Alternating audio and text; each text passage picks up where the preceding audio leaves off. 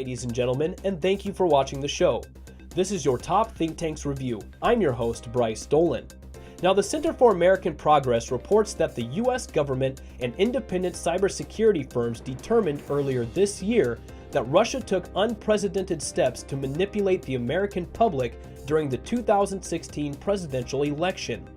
Now we learn that the CIA has concluded that the Russians' intention was actually to influence the outcome in favor of one candidate, President-elect Donald Trump.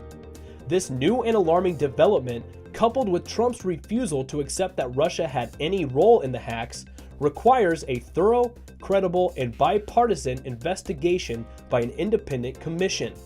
Anything less, and we are inviting Russia, as well as America's other adversaries, to target future U.S. elections.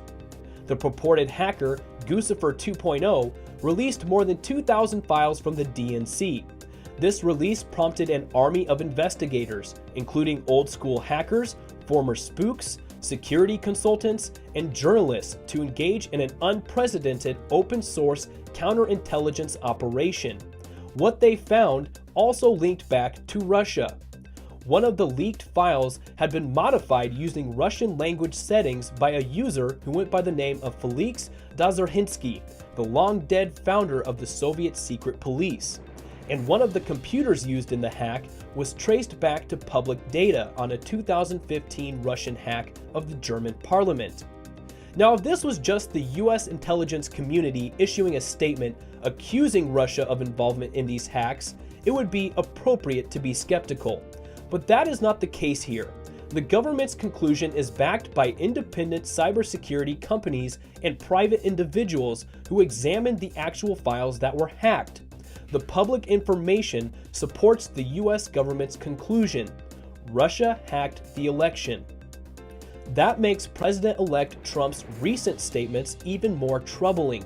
Trump has repeatedly refused to entertain Russia's involvement in the hack, telling Time magazine last week it could be some guy in his home in New Jersey.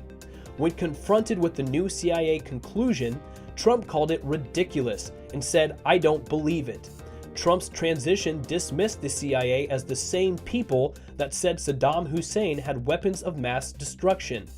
Even more alarming, one of Trump's senior advisors has now accused the Obama administration of actually committing the hack in an attempt to discredit Russia.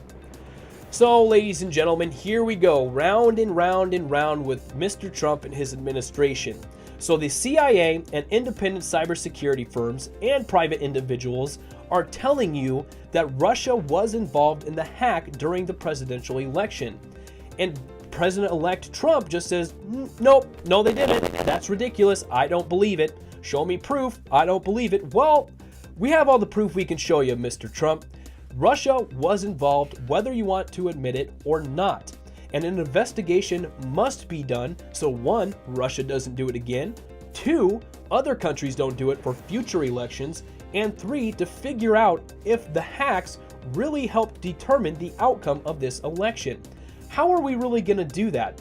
I think that's a little bit above my pay grade, but we will definitely monitor this situation and I will keep you updated as the information comes available.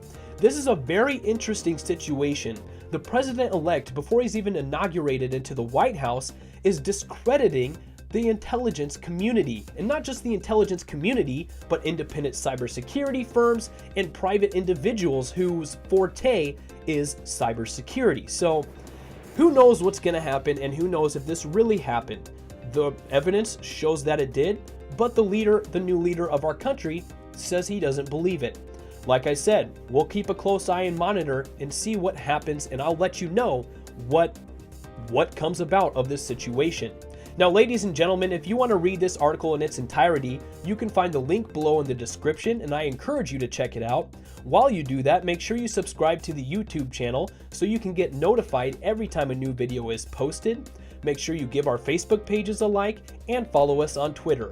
But thank you for watching the show, ladies and gentlemen. That does it for your Top Think Tanks review. I was your host, Bryce Dolan.